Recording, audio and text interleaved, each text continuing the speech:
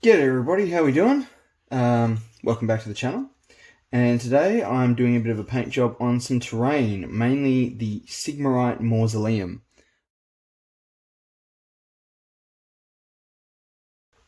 I'll show you a bit of what I've already done because I've kind of figured out my colour scheme for a lot of the stonework. So that's one of the big statues that I've already done. Now this is a really quick and easy paint job for terrain because, well, it's just going to sit on the board. It's backdrop for your battles, right? You don't need it to be perfect. You know, I could do gold leaf on all these bits, but quite frankly, I don't think it's really necessary. And I don't usually paint terrain, so these are just some quick and easy paint jobs. So this is done with 4 colours, this particular one. They're all contrast. I started with this zenithal highlight, as you can see, getting the idea that the sun's lighting it from the back, and it's a bit darker on the front, which I think sort of fits the visage of death with the sort of reaper and the skull and the robe and all that. So yeah, I've got Flesh Terror Red for the roses, I've got Warp Lightning for the leaf, I've got Griff Charger Grey for the stone, and then Skeleton Horde for the random skulls. So I'll just show you how I threw that together. Like I say, it's pretty quick and easy. You could do this with a what do you call it? An airbrush if you wanted, but you don't have to. A large brush. What am I doing? I don't want that brush. I want this one. A large brush. This is a 5. So it's you know, see next to my finger. It's quite big, really. Because you want to put out a lot of paint relatively quickly. The most fiddly thing about this particular model, this particular piece of terrain, is not painting over the roses and the skulls. Everything is getting a coat of Griff Charger Grey, except for the roses and the skulls. So we'll jump right onto that. Stay open. There we go. So when I did this the other day, when I did the other one the other day, I started from the bottom up. I'm going to start from the bottom up again. And just dip straight in and just go to town. No, not worrying about neatness, not worrying about fiddly sort of edge work, just getting paint down on top of it. Trying to get a little bit in the grooves next to the skulls. Doesn't have to be perfect. Terrain is one of those things where, unless you're doing it for a display piece, as you know, as with any model, you can be less than perfect, even more so, and it still looks okay. Terrain's a little bit like the walls in your house. You want to do a neat job, but no one's actually going to look that closely at them. Let's be honest. After it's initially been painted and you've seen it the first time, no one sits there and analyzes it. You just sort of walk past it, and if there's a blemish, you almost never notice it. So same with your terrain. Just lather the paint on. Go to town. Have fun with it. You're going to go through a lot of contrast paint doing a whole terrain set. If you do intend to do it with all contrast, like I am. But this is $11, I think, for a pot. And when you're spending $150 on a box of terrain, this is Australian dollars, by the way, for our overseas friends. When you're spending that much on a box of terrain, what's an extra $11 just to get it painted up? I probably will only empty this bottle of Griff Charger if I decide to do every single piece of terrain with it, I imagine. I'm not gonna. Anything that's stonework will get this. Everything else will probably be brickwork. I'm thinking of doing something a little bit different for the brickwork. I've actually got some airbrush stencils that I want to use on a couple of pieces. So one of them makes it look like timber, so I might do one of the mausoleums to look a bit like timber. It's been clad in timber. I know that stone is more traditional for a mausoleum, but I think timber would look kind of cool. Like a budget mausoleum. Like, Uncle Ed didn't have that much money, but he liked to pretend he was Flash. Surely everyone's got a relative like that.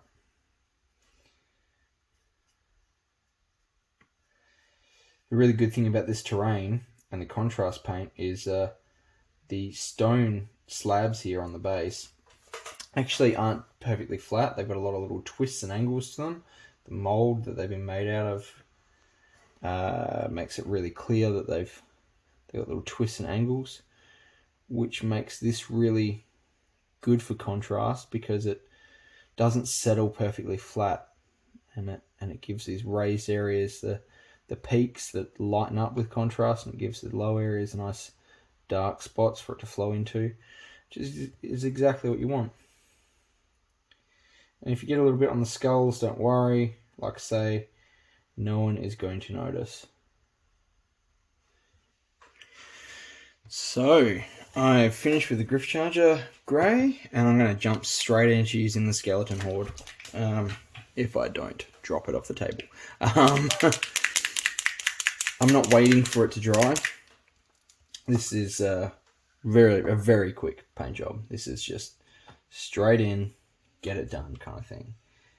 If it blends a little bit with the grey, I'm not too fussed. It just gives it a bit of texture, makes it look something a bit different. Think of it as a kind of variation on wet blending.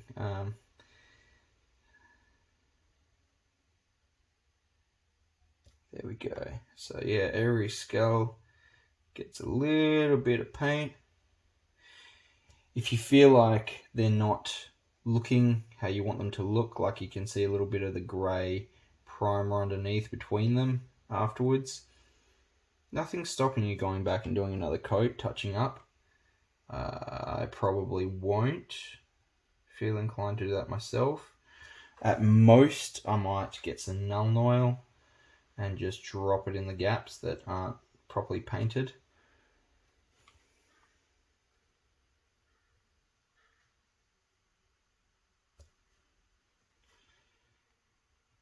I might get a dry brush when I'm done with all of this and do a quick dry brush with a big like fat makeup brush. Might do a quick dry brush over the whole set of terrain, which is 6 mausoleums, 2 statues, and hang on, let me count. 1, 2, 3, 4, 5, 6, 7, 8, 9, 10, 11, 12, 13, 14, 15, 16 pieces of fence work. Not the metal, obviously, but all the stonework on all those models. I might quickly dry brush some sort of dusty highlights onto it once I'm done. But we'll see. See how I feel when I'm sort of wrapped up with most of it. See how long it's taken me. I really want to get this just sort of finished, even more so than that frost giant that I'm still working on. More to come on that soon, once I get around to him.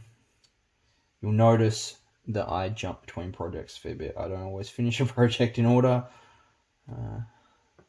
But if you're looking for someone to paint a project from start to finish, you're at the wrong channel, because I might do a whole model for you guys in a video or two, but especially something like the Frost Giant, it's a big model, and it's taking me a little while to work through. It's sort of a motivational, creative thing as well. You know, you do what you want to do when you're feeling motivated, when you're feeling that creative spark towards that thing. I don't always feel motivated to paint Frost Giant. I usually feel motivated to do a single model, and sometimes I'll sit down and grind my way through a Blood Bowl team if I've got a tournament coming up or something. I'll make myself finish it, which isn't to say I don't enjoy it while I'm doing it, but it's sometimes more of a necessity thing that gets me through these projects. I need to do it because it needs to be finished, as opposed to I want to do it because I want to finish it. And I want to start doing more more games at home. I really like my local store. It's a lovely store. Got some great terrain, but it is a little bit of a drive for me to get into town. So it'd be nice to be able to have an old game at home with, you know, maybe a couple of my mates who are a bit more local. Or sometimes I have someone come down and stay the weekend or whatever. And instead of us having to drive all the way into town for a game, just bust it out on the kitchen table. been thinking about getting one of those neoprene mats, the kind of like the mouse pad style mats, to play on. Something that's a little bit grim like this, sort of like a dark stone kind of finish or a dark grey ground. I'm happy to play the same terrain again and again. It doesn't faze me. Like I say, it's a backdrop. It just gives you something to hide behind, really. Alright, now onto the red for the roses. Same again, just quickly throwing it down.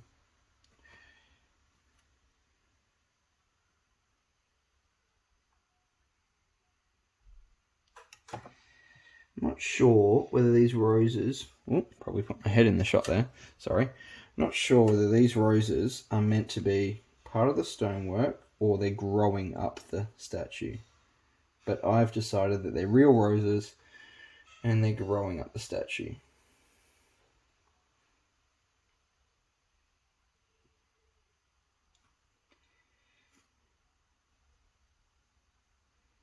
Now, as far as model kits go, the Sigmarite Mausoleum is a nice kit. It's got some really nice little features in it. All the 3 mausoleums that are each different, each one of the 3 has a nice little sort of opening into the depths of it. You can see the tomb inside it if you look through if you're looking close enough, if you're looking through the little windows, which is a nice touch. So I haven't glued them down to their bases. Luckily, you don't need to. You can use them in sub-assembly. You just sit them on top of the base. And that's a nice touch. It means you can sort of play with it straight away and then worry about painting it later.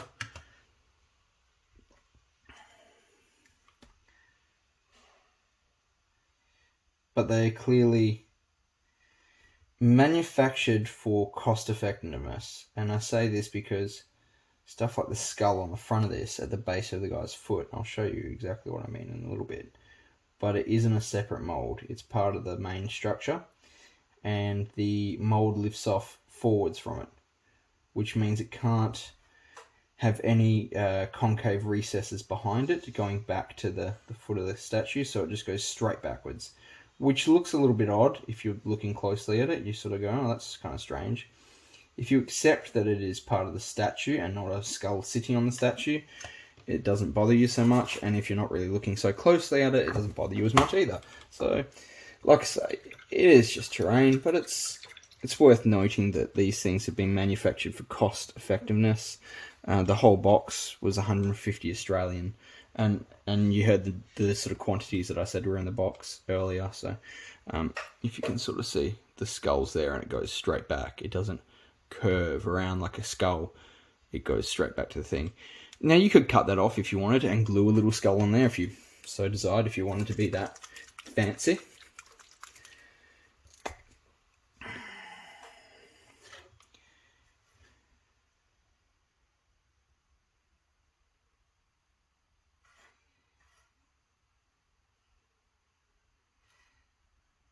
Rightio. That's looking good.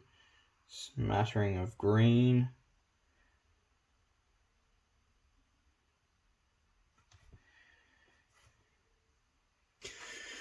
Rightio, that's done.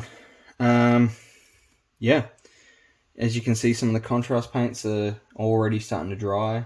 My house is a little bit dry at the moment. I've got the fire going in the lounge room, so nice dry air. It's cleaning up pretty quickly. I've done that quick coat of the skeleton horde on the skulls, a little bit of red, a little bit of green, and then that's it. That's really all you need. If you want to get some more severe highlights, get a big fat honking makeup brush and give it some highlights, give it some dusting afterwards. I might still do that, I might not. Probably won't even varnish these, in all honesty. I'll probably leave them just as it is. I'm pretty happy with that, and so that's the same process I did for our friend over here, the first one I did. And as you can see, that turned out quite nicely, you know. There we go. As far as terrain goes, these are nice models. A lot of people like to have rocks, maybe, you know, some cliffs or some ruins or whatever. I chose the Sigmarite Mausoleum for a couple of reasons. Number one, because I can use it in a few different games. I can use it in Reign in Hell, I can use it in Age of Sigmar. Probably not in 40k, although, to be honest, there's nothing stopping you using it in something like Kill Team. Warcry as well. It doesn't have the three-dimensionality of other terrain kits, but you could certainly combine it with something that does have walkways and boardwalks and that sort of thing, and it would fit in quite nicely. Some of the Lord of the Rings stuff, I think, that has like some boardwalks for Lake Town to give it some three-dimensionality. That'll look quite nice. So I'm going to paint this up. This is the base of one of the mausoleums while the other piece is drying. So that sits on there like that, rather neatly. And you can sort of sit it on there and play with it on there, and it doesn't really matter. I've primed them separately, so I've gone black inside there, so when you look inside it's nice and shadowed, but you can see the tomb. Not sure how I'm going to paint these yet. Not sure what I'm going to do with the roof. Because on the box it shows them having that sort of copper kind of tarnished green finish, and I'm not sure whether I want to do that or not. I kind of want to, kind of don't. So we'll see how I feel about it. But I know I'm going to do these bases the same as I've done the bases on the what do you call them? Tombstone, the big tall tombstone with the Grim Reaper. So I'm just going to whack some of this down. Probably. I might do brown dirt. I might just leave that and do brown dirt. Get around the corners here, so any bit of the floor that's showing underneath the mausoleum is the same. I say a lot. Take a shot every time I say in a video. Be a new game. I'll know how drunk you all are by the comments at the end. My wife pointed this out to me. She said, you need to stop saying But that's how I think. You need to just pause. Comfortable silence. That's right. Watch my channel for comfortable silence while I paint.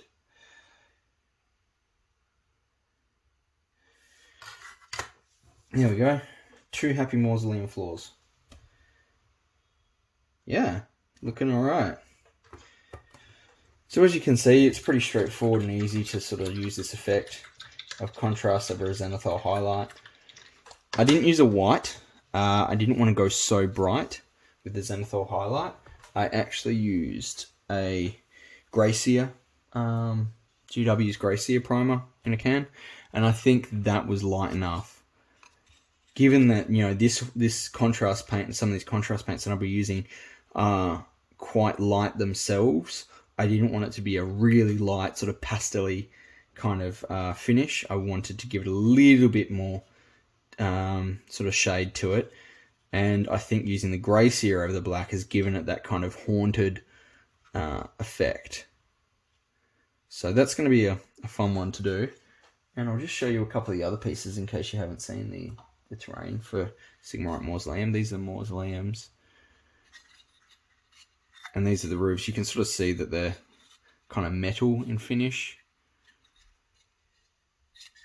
Got little gargoyles on them, or grotesques, and you can sort of see through the inside there, which is why I'm going to the trouble of painting the insides. Okay, so gonna have to make a little bit of room here because I'm still assembling some of the Dominion box.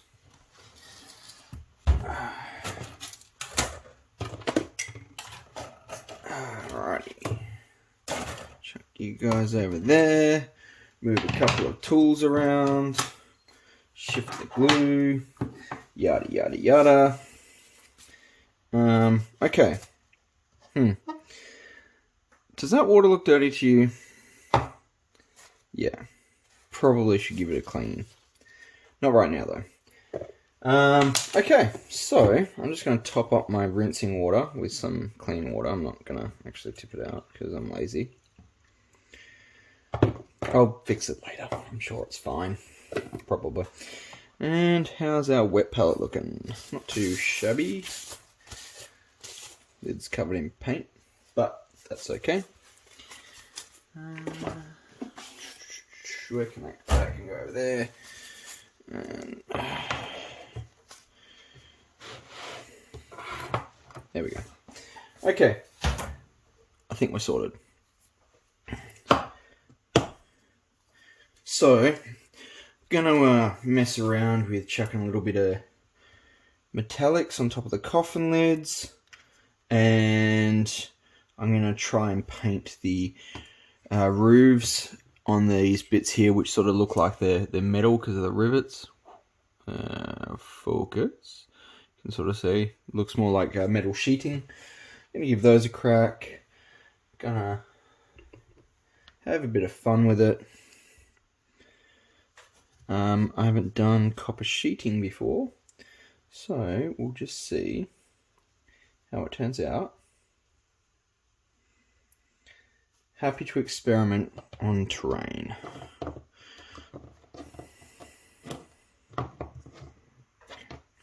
Alright, first, so that it can dry while we're doing other things, just going to chuck down a little bit of metallic onto the top of the coffin lid. This is the chainmail silver that I like from Vallejo, one of my favourites. I'm not being super neat because you're not going to be able to see this through the bars very clearly. So I'm just throwing it down reasonably quickly. I'll give these ones here a little bit of a touch up though. I'm going to go over it with a yellow contrast paint probably to give it a bit of a gold kind of finish. Do I want to do that as well? Yeah, let's do that as well. So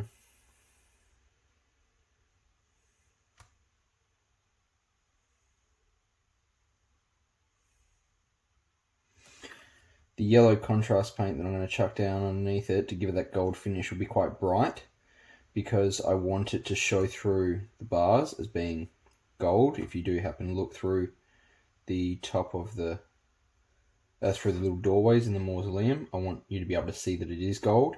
So it's going to be quite a bright yellow, so that in the shadow it shows through, it shines through.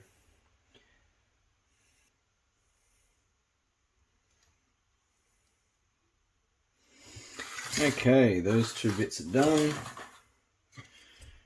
Now onto any of the metallics on here. I don't want to get too bogged down into the metallics on these, because if I start painting a lot of them, I've got to replicate that on on the other mausoleum at least, that is the matching model for it, and then possibly on the other ones as well, so that they all sort of look the same. So I'm just chucking a little bit of this, and I'm being pretty generous with it over the grill.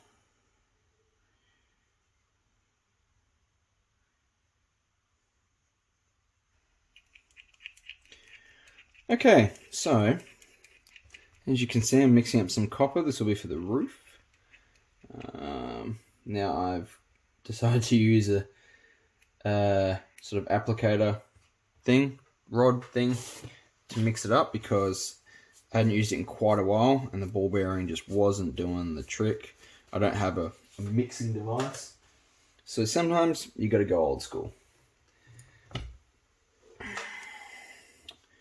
Okay, and you know the other good thing about this actually is when you want to put a heap of it on your wet palette, you can use this instead of your brush.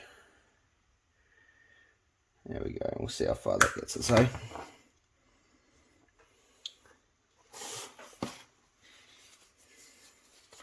Always handy to have a box of tissues or paper towels next to your workbench, because lots of spills, lots of excess paint requires absorption methods. I don't know if that's a real term. I'm making it a real term. Okie dokie. Get the excess of that.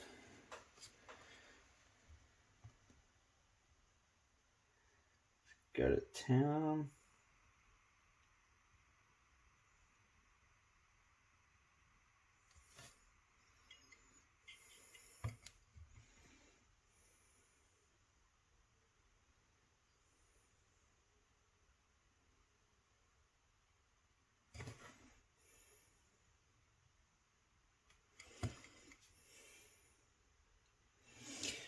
Now usually I do 2 coats of this, but I'm not too worried about it looking patchy because I want it to look aged and worn down, and I'm going to go over it with a wash and then some sort of pale green for the tarnishing effect that you get on copper when it's been sitting for a while. You know, you get that sort of greeny tarnish on it.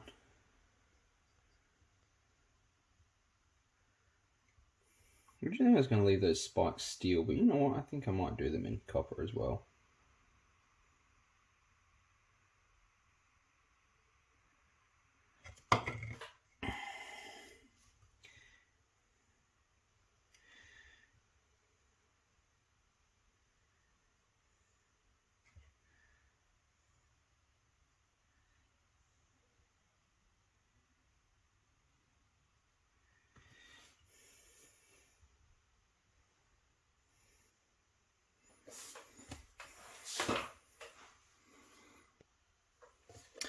So while I'm waiting for a few bits and pieces to dry,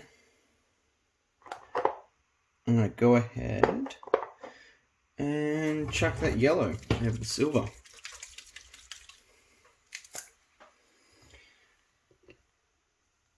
That looks like a decent size for the right job. And like I said, this is going to be a really bright yellow. Like almost, if you wanted a gold finish and you want it to sort of look aged or used or worn, this is almost too bright. But in the shadow, it's going to have the right effect. And because it's a contrast paint, it should give us a little bit of detail as well, which will be nice. Build it up in the crevices there. Put a tiny bit on this little dude here. Do I want to do that? No, you know what? I'm going to leave that as a silver strip. I'm just going to dab a little bit into the corners. Maybe yeah. No, I'm going to leave that silver for a little bit of contrast. But it's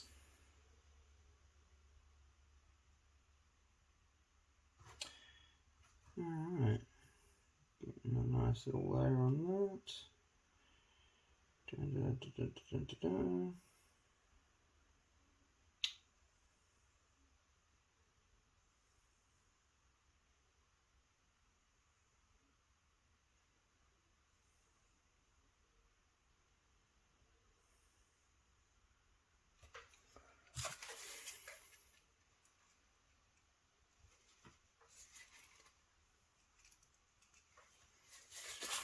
There we go. Spilled a little bit in the crack there, but that's alright. Cool. So those two are pretty much sorted, and when you chuck that on top and the light sort of passes through, you probably won't be able to see it on the camera. Oh no, there we go. Looks like a much more natural sort of gold now, but obviously when you pop the lid, very bright. But that's what we're after. Bit of a natural looking gold in the shadow. Okay.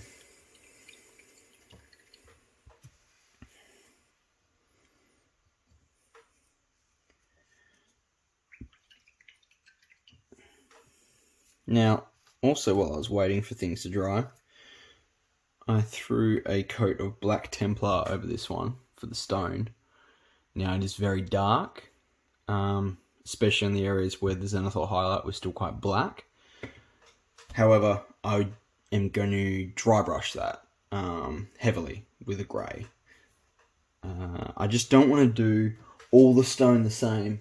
Obviously on this one I used more of a grey contrast paint to get the effect, which is nice, but I don't want every single piece of stonework on this terrain to look the same. I kind of want them to all be a little bit different. I want all the fences and those two big gravestone monolithic kind of things, I want them to all be that sort of bluey kind of stone. And then I want to have the mausoleums be different colours. I'm even thinking of doing one of them as more of a sort of kind of a red brick kind of finish, but obviously not brick. I guess you could call it rammed earth, maybe. I'd like to do one as a sandstone finish. I'm not really sure how I'd go about that. Still sort of tossing up what I want to do. I'm making a lot of this up as I go along, if I'm being honest. And to be fair, I do that with a lot of my paint jobs. I do sort of chop and change between what I want to do as I go along. So we're just going to let that sit for a little bit. It's going to take a little while for that to dry. And then we're going to try out this stuff. Oh, there we go. And see if we can't get that kind of copper tarnished effect. Right, so now I'm just going to go over the copper with something I can't pronounce. That thing. It's a technical paint. Citadel. And I'm just going to chuck it on reasonably thick, because I've got the copper undercoat, which will give it that sort of metallic sheen, the coppery sheen, well, not sheen, but the coppery sort of feel underneath, because of course this tarnishing effect happens over the top of the metal, so you want to give it that feel that it has actually grown over the top of the copper. Another way you can do this is to do a reasonably thin base coat of something else, like maybe an orange, sort of a coppery orange color. Don't worry about the metallic underneath. Then chuck this over the top, and then dry brush your copper metallic over the top of that, so that the raised areas feel like they've been brushed back to clean copper again. Now what I'm doing is kind of the same. I'm gonna go over the whole thing that I've already done in a copper metallic with this tarnishing effect, which is cool. I've gotten on the wood there a little bit, but that's alright. I'll touch that up later. I can always fill in the corners with a bit of Nuln oil as well, bit of shadow. So yeah, I'll go over this with this technical paint, and then I'm going to use this little sponge here and dip it into my copper, pat it out, and then press it onto the tin, the same way that you might get a chipping effect with silver paints onto like metal panels. I'm going to do that, and that'll bring some of that more shiny copper to the fore, and I'll rub it over the edges, kind of like a dry brush, and give it that kind of feel. And yeah, I've also chucked a bit of Nuln oil on the cross while I've been waiting for stuff to dry. Where are we? There we go. And now while that's drying, I'm going to take my favourite rust effect and chuck that on. If I can find it in my drawer. Nope, that's not it. I know it's around here somewhere.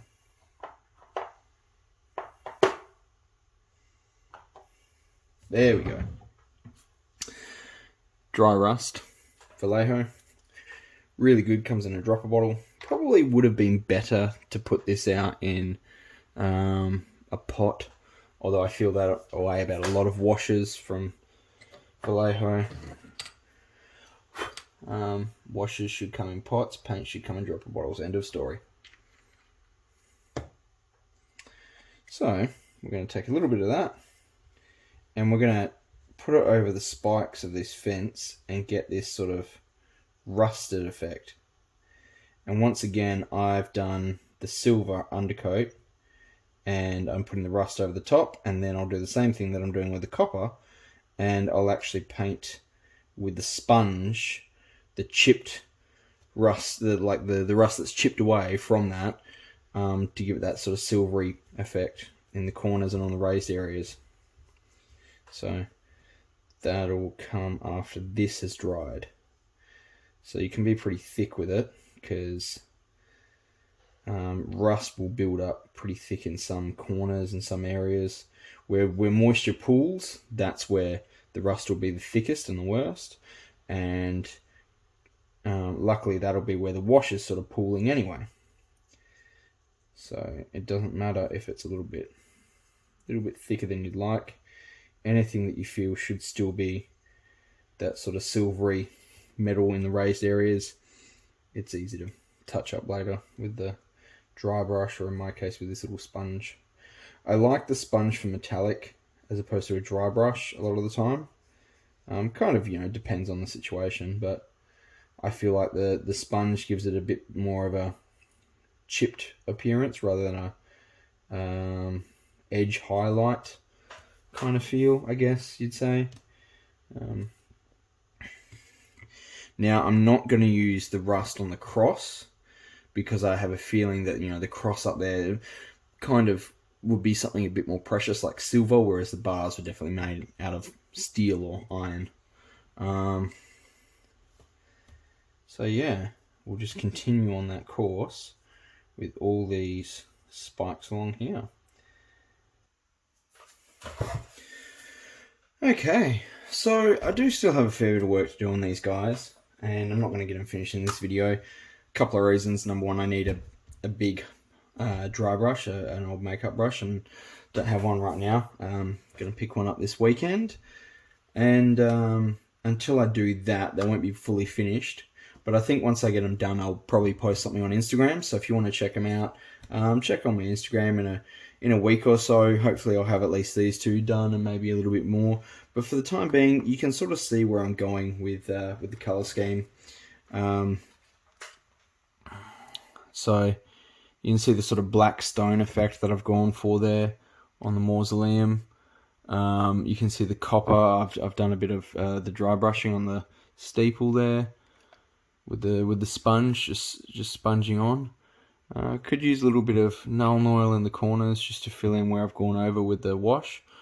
And obviously I got to do all the dry brushing with the silver over the rusted area.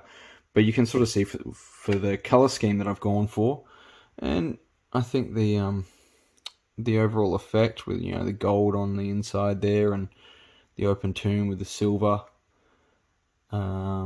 What would you call that, ribbon over the top? I think it's sort of a nice, very basic but straightforward and effective bit of terrain, and nothing too fancy. Doesn't need to be super fancy.